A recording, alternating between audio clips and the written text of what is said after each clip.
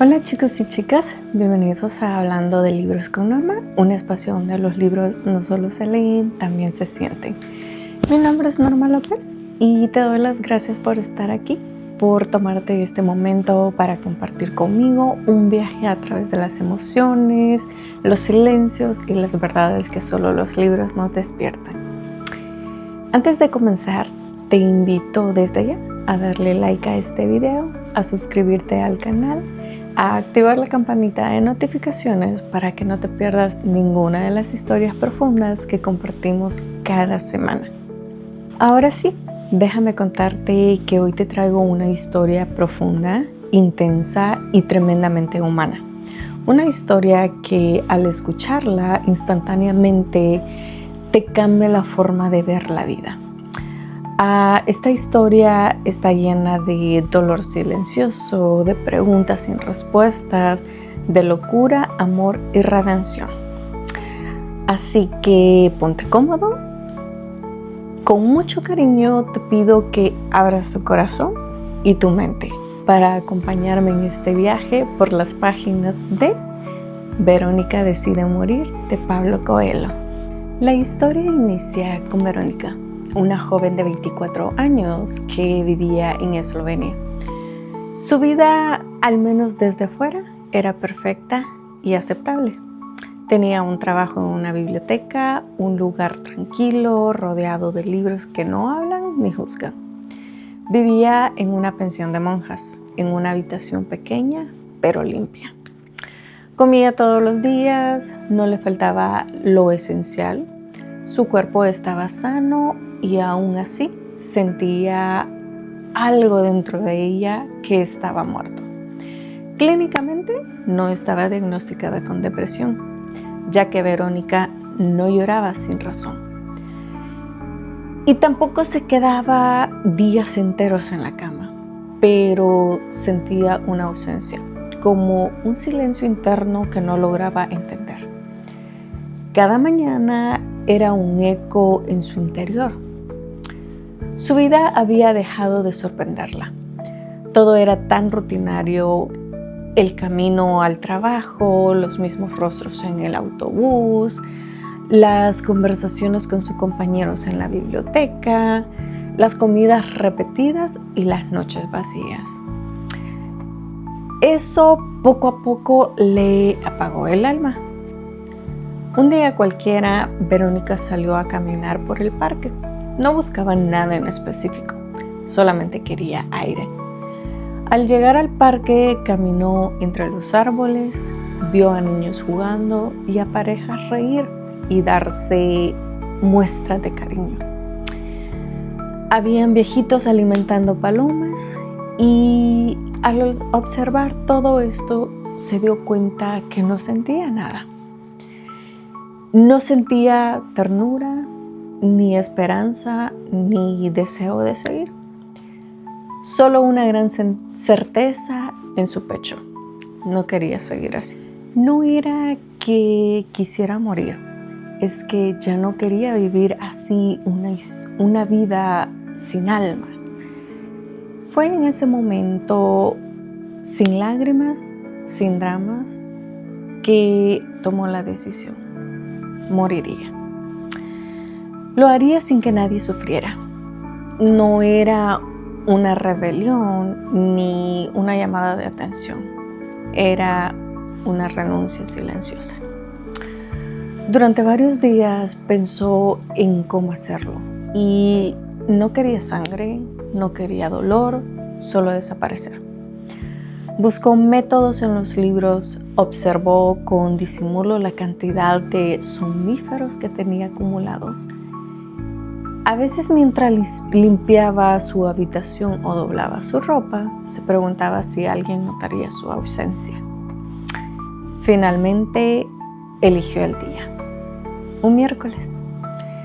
Se despertó temprano, fue a trabajar como de costumbre, nadie notó nada distinto en su rostro. Trató de reír, de hacer bromas tontas, tomó café con sus compañeros e incluso entregó un informe que le habían solicitado días antes.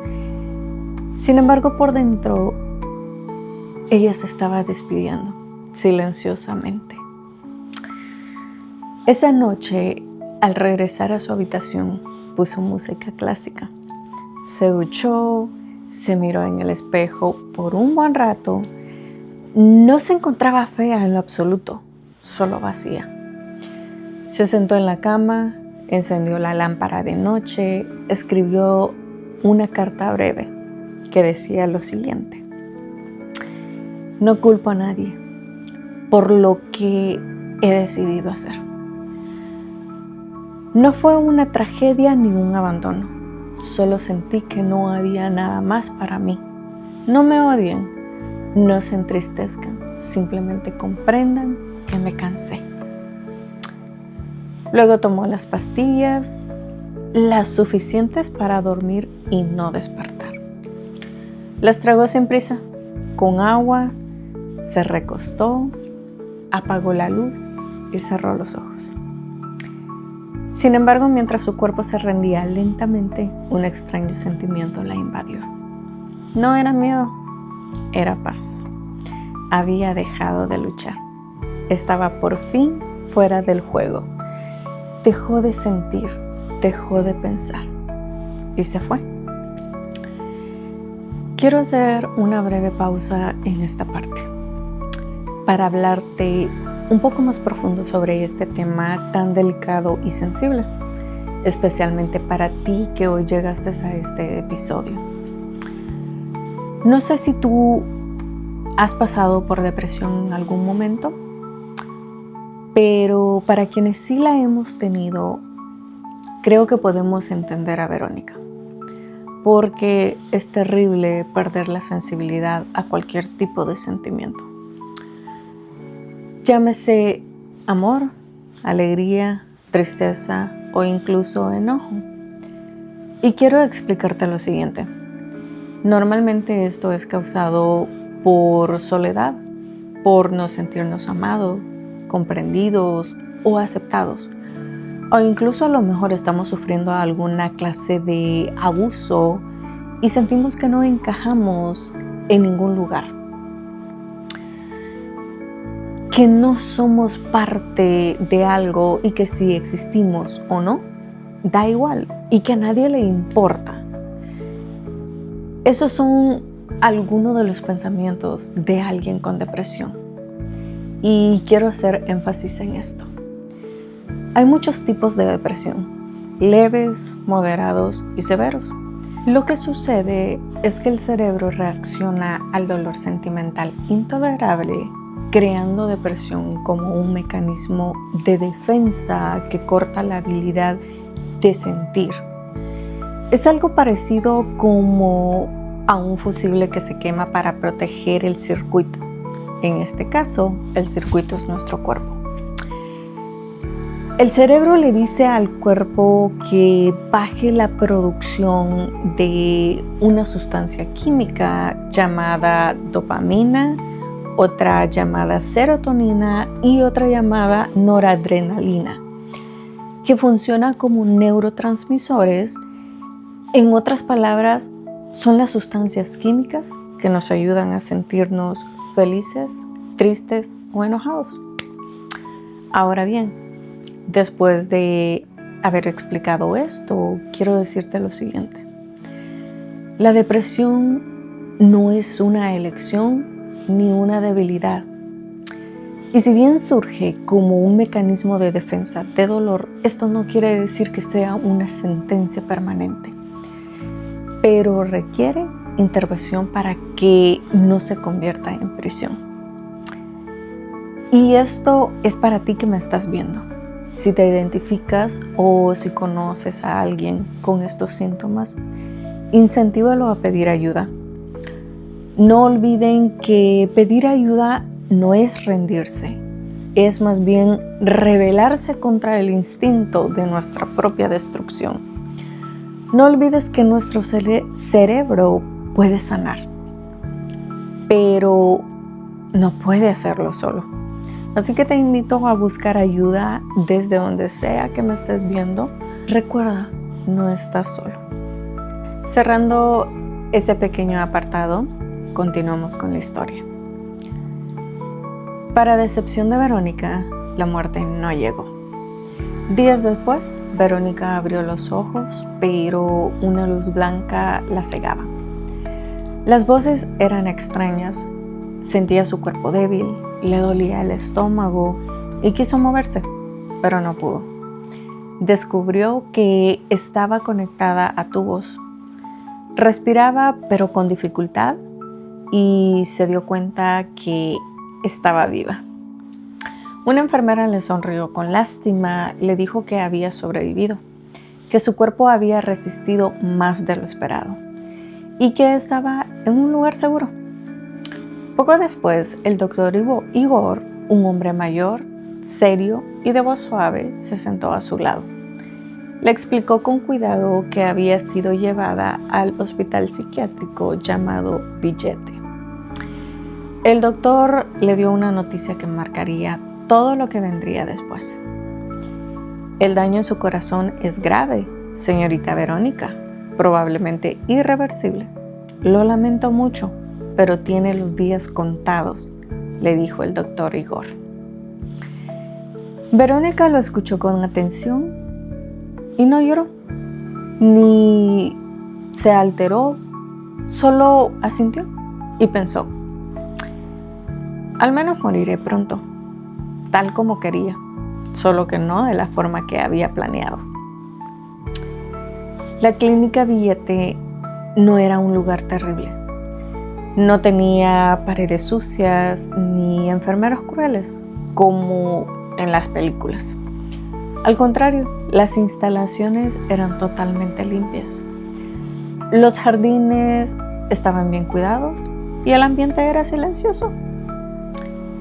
Verónica fue instalada en una pequeña habitación blanca donde tenía una cama, una mesa, una silla, una ventana con barrotes y una lámpara. Desde ahí podía ver el parque interior del hospital. Allí habían árboles, bancos de madera y personas caminando con batas grises. Esos eran los que llamaban locos. Personas que habían sido olvidadas por sus familias o apartadas de la sociedad o simplemente rechazados por no encajar. Durante los primeros días, Verónica no hablaba con nadie. Dormía mucho, comía solo lo justo y esperaba. Ella no tenía miedo, solo una especie de resignación. Su cuerpo estaba vivo, pero lamentablemente su alma seguía en pausa. Un día, mientras tomaba el aire en el jardín bajo la vigilancia de una enfermera, una mujer se le acercó. Tendría unos 40 años, con un cabello despeinado, pero con mirada brillante. Ella era Setka. «Tú eres la nueva, ¿verdad?», le preguntó Setka sin rodeos. «Sí», respondió Verónica, sin mucho entusiasmo, claro. «¿Intentaste matarte?», le pregunta Setka. «Sí», le responde Verónica. «Bienvenida al club de los que se cansaron del teatro», le dice Setka. Al oír esto, Verónica levantó una ceja, confundida. «¿El teatro?», pregunta Verónica. «Sí», le responde Setka. «Hablo de la vida de allá afuera, donde todos tienen que actuar como que si estuvieran bien, como si todo tuviera sentido. Por lo menos aquí puedes ser tú misma». Setka era una mujer que sufría de depresión crónica y había sido internada varias veces.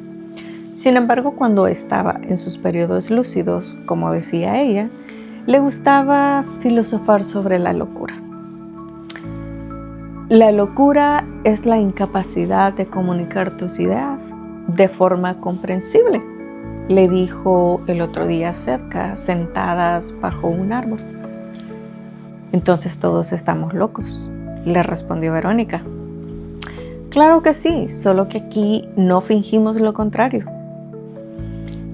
Esas conversaciones dejaron huella. Por primera vez, Verónica sentía que podía hablar sin censura y, aunque no se lo admitían aún, algo dentro de ella empezaba a moverse. Más tarde conoció a Mari, una mujer elegante, de modales pulidos. Había sido una abogada prestigiosa hasta que empezó a sufrir ataques de pánico en pleno juzgado. A consecuencia de ello, perdió su trabajo, su reputación y su familia. El miedo paraliza, le dijo Mari en una caminata. Y lo peor es que nadie lo ve. Te juzgan por lo que ya no haces, pero no por lo que estás sintiendo por dentro. Verónica la admiraba. Había algo en su manera de hablar que inspiraba respeto. A su lado se sentía menos perdida. Una tarde, paseando por los pasillos, Verónica escuchó una melodía. Era un piano. Se acercó y vio que estaba en una sala común. Polvoriento, pero tranquila. Nadie lo tocaba, pero la tapa estaba abierta. Se sentó, dudó un poco y colocó los dedos sobre las teclas. Comenzó a tocar una pieza simple. Sus dedos recordaban más de lo que pensaba. Al principio temblaban, luego fluyeron y la música llenó el aire con una melodía suave y melancólica. A lo lejos una enfermera la escuchó desde la puerta. No dijo nada, solo sonrió. Verónica volvió al día siguiente y al siguiente. Tocaba por horas. No para entretener, no para ser vista, sino porque cada nota descargaba un pensamiento, una emoción y una esperanza. Sin darse cuenta, algo dentro de ella comenzaba a despertar. Tal vez no moriría, aunque quedaran pocos días, esos días podían tener algo de sentido. Día tras día, Verónica volvía al piano. Era lo único que le daba paz, que le daba sentido. No hablaba mucho con los otros pacientes, pero cada vez que tocaba sentía que algo dentro de ella se organizaba. Su mente dejaba de correr. Su corazón, aunque supuestamente enfermo, latía con más fuerza. Una tarde, mientras tocaba una pieza suave, una mirada la distrajo. Al fondo de la sala, un joven observaba en silencio. Era alto, delgado, con ojos oscuros y profundos. Tenía una bata gris, como todos, pero algo en su postura lo hacía parecer ajeno a todo. Ese joven era Edward. Él no hablaba. Se quedaba sentado, inmóvil, como si escuchara con el alma. Verónica sintió curiosidad. ¿Quién era ese hombre? ¿Qué hacía ahí? Los días siguientes, Edward volvió a aparecer siempre durante sus sesiones de piano. Verónica empezó a esperarlo, a tocar para él, aunque él no dijera nada. Sabía que estaba escuchándola. Una mañana, luego de terminar una pieza, Verónica se acercó con decisión y se sentó a su lado. ¿Te gusta la música?, le pregunta Verónica. Eduardo la miró, no respondió, pero tampoco apartó la mirada. Yo también solía estar callada, a veces, no porque tuviera nada que decir, sino porque nadie sabía escuchar, le dijo Verónica, pero no escuchó ninguna respuesta, solo silencio. Luego una palabra suave salió de sus labios. Gracias, le respondió Edward. Ese pequeño gesto fue suficiente y a partir de entonces empezaron a encontrarse más seguido, caminaban por los jardines y se sentaban juntos en silencio. Verónica no forzaba la conversación. Edward hablaba poco, pero cada palabra suya parecía pesar más que 1000 frases vacías. Un día, en una de sus caminatas, Edward le dijo: ¿Tú crees en la libertad? Creo que no la conozco, respondió Verónica. Yo la conocí cuando dejé de obedecer, le dijo Edward. ¿Y qué pasó?, le responde Verónica. Me encerraron aquí. ¿Y entonces no eras libre? Era más libre que nunca porque por fin era yo mismo.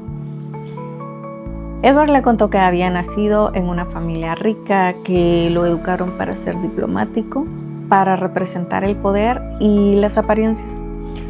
Pero él solo quería pintar paisajes, rostros, tormentas, de todo. Pero su rebeldía fue malinterpretada como locura. Y acabó en billete. Verónica lo escuchaba con atención y sin darse cuenta comenzó a hablarle de sí misma, de su trabajo en la biblioteca, de la soledad, de su pensión, de su decisión de morir, de la carta que dejó, del silencio que la consumía día tras día. ¿Y ahora?, preguntó Edward. Ahora no sé. Me dijeron que voy a morir en unos días, pero no me siento muerta. Al contrario, empiezo a querer estar viva. Edward no respondió, solo tomó su mano. Esa fue la primera vez que alguien la tocaba con afecto en mucho tiempo. Desde entonces sus encuentros se volvieron más íntimos. Ahora Verónica reía, hablaba con libertad y a veces lloraba sin motivo alguno, pero ya no sentía vergüenza. Porque Eduardo era su refugio y ella era el de él.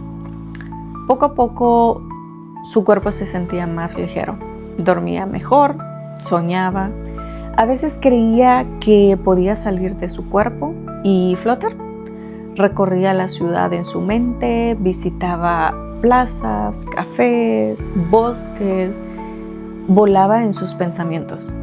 Era su forma de huir sin moverse.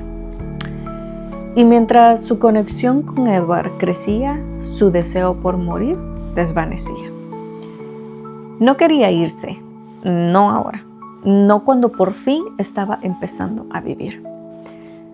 Afuera, la vida seguía su curso. Dentro de Billete, Verónica se sentía más viva que nunca. Cada día con Eduardo, cada canción en el piano, cada paseo bajo el sol suave del jardín, era una pequeña victoria sobre el vacío que antes habitaba. Mientras tanto, el doctor Ivor la observaba. Tomaba notas, reflexionaba en silencio. Su plan iba como esperaba. Había logrado despertar en Verónica el deseo de vivir. Pero no sin culpa. Le había mentido. Verónica no estaba muriendo. Su corazón estaba sano. Todo había sido parte de un experimento. Uno que él defendía como necesario, pero que moralmente lo atormentaba. En su cuaderno escribió: a veces hay que llevar al ser humano al borde para que mire hacia adentro. Pero, ¿con qué derecho juego con su esperanza? Verónica no sabía nada de esto, pero sí sabía que no quería morir, que tenía ganas de seguir tocando, de seguir caminando con Edward, de reírse por las noches, de respirar hondo, de tener una segunda oportunidad. Una mañana, mientras compartían un banco en el jardín con Edward, él la miró fijamente. Vámonos, le dijo él. ¿A dónde?, le responde Verónica. A cualquier parte, lejos de este lugar, del ruido de los otros, del pasado, de todo, le dice Edward. ¿Estás hablando en serio? Sí, quiero que vivas. Quiero vivir contigo. Verónica sintió que el mundo se detenía al oír eso. Quería decirle que sí, que estaba lista, pero también recordaba que le habían dicho que pronto moriría. ¿Para qué escapar si no le quedaban días? No sé si tengo tiempo, le dijo Verónica en voz baja. Entonces, aprovechemos cada minuto como que si fueran eternos, le responde Edward. Esa misma noche, cuando el hospital dormía, salieron sin hacer ruido. No llevaban nada, solo la determinación de vivir a su manera. Caminaron durante horas. No sabía exactamente hacia dónde iban, solo que estaban juntos, que el mundo por fin parecía más amplio, más posible. Llegaron a una posada rural, una casa pequeña en medio del campo. Les ofrecieron una habitación sin hacer preguntas. La habitación tenía una cama doble, una ventana al bosque y un silencio amable. Allí Verónica se recostó por primera vez fuera de billete. Miró el techo, miró a Edward y se permitió llorar, no por tristeza, sino porque su corazón latía fuerte. No había dolor, solo emoción. Y entonces lo supo, no iba a morir. Lo sintió, lo creyó y por primera vez en mucho tiempo le agradeció a la vida por el simple hecho de estar viva. Al día siguiente despertó temprano. El sol entraba por la ventana. Edward aún dormía. Verónica se quedó en silencio, escuchando su respiración, y en su pecho el corazón latía a un ritmo fuerte, lleno de promesas. Había elegido morir, pero la vida le había ofrecido otra oportunidad, y esta vez no la dejaría escapar. Y así termina esta hermosa historia, no como un final, sino como un inicio, el de una Verónica nueva, que ya no necesita entenderlo todo, solo sentirlo y seguir adelante con un latido a la vez. El caso de Verónica nos invita a hablar sin miedo sobre salud mental. Muchas personas caminan por la vida como ella, sin heridas visibles, pero con un vacío profundo que nadie percibe. Vivimos en una sociedad que premia la productividad, la perfección y la apariencia. Pero no estamos acostumbrados a hablar del dolor interno, del cansancio de vivir sin sentido. Verónica representa esa parte de nosotros que alguna vez ha pensado, ¿vale la pena seguir así? El libro nos muestra que a veces el deseo de morir no nace del odio a la vida, sino de la falta de conexión con ella. Es una invitación a mirar a nuestro alrededor, a escuchar de verdad, a validar al dolor ajeno y también a pedir ayuda sin vergüenza, porque vivir no siempre es fácil, pero siempre es posible reconectar. Esta historia me llevó a dos preguntas. ¿Qué es la locura? ¿Y qué es la normalidad? Pablo Coelho plantea una idea provocadora.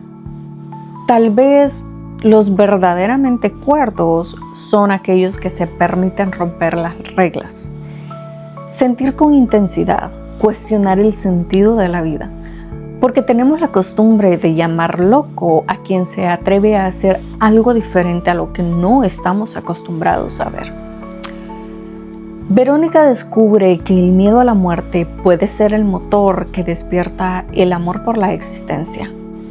La idea de que todo acabara nos obliga a mirar hacia adentro y preguntarnos, ¿estoy viviendo de verdad? No sé si se han dado cuenta que casi siempre las personas que les dan cierto tiempo de vida a causa de una enfermedad, generalmente desde ahí es que empiezan a vivir con intensidad y a hacer todo lo que siempre habían querido hacer. Mi pregunta es, ¿por qué esperar hasta que nos dan una noticia tan terrible para empezar a vivir de verdad? Este libro nos invita a abandonar las máscaras, a dejar de fingir, a aceptar nuestra fragilidad como parte esencial de nuestra humanidad. Y nos recuerda que no estamos aquí para complacer, sino para experimentar con plenitud. Aunque eso implique equivocarnos, llorar o cambiar de rumbo. Hoy más que nunca el mensaje de Verónica Decide Morir es súper necesario. En este mundo hiperconectado, pero emocionalmente aislado, donde las redes sociales muestran vidas aparentemente perfectas, donde cada vez más personas sienten que no están a la altura, que no encajan. El libro nos recuerda que no tenemos que tener todas las respuestas, que está bien sentirnos perdidos, que la vulnerabilidad no es una debilidad, sino una puerta a la autenticidad. Nos empuja a desacelerar, a prestar atención a lo invisible, a tener una conversación real, una mirada honesta, un silencio compartido. Nos dice que vivir no es tener éxito, sino tener sentido. Ahora bien, ¿qué representa cada personaje? Verónica simboliza el alma moderna desconectada, la generación que lo tiene todo excepto propósito. Su intento de suicidio es un grito silencioso por significado.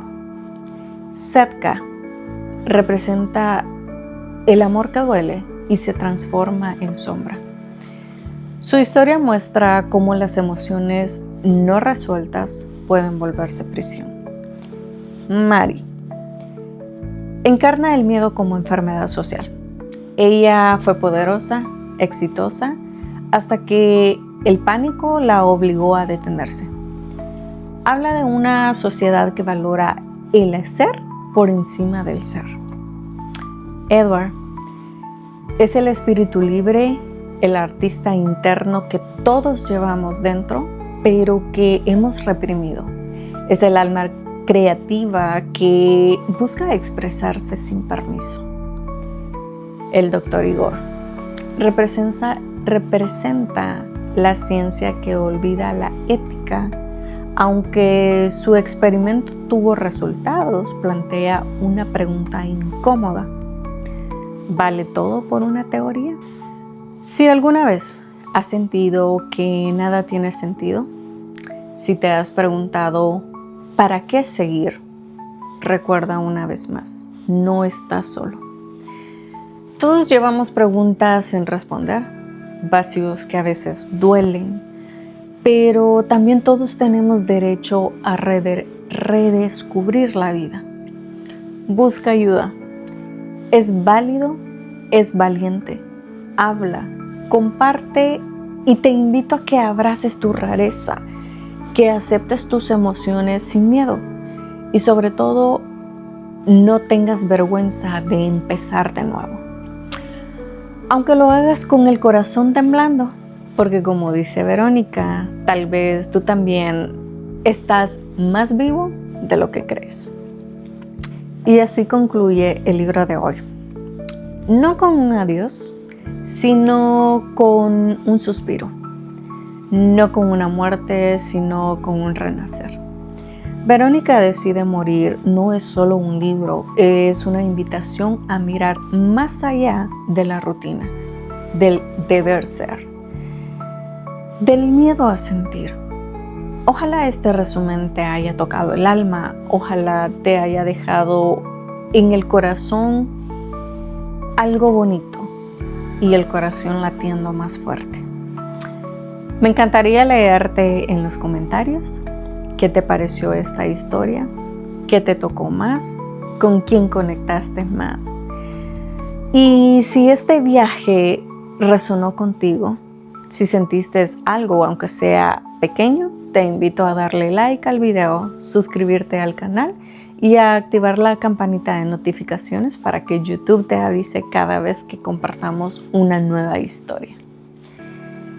Esto fue Hablando de Libros con Norma, donde no solo leemos historias, las sentimos, las vivimos y las compartimos desde el alma con mucho cariño. Gracias por acompañarme y hasta el próximo libro. Bye.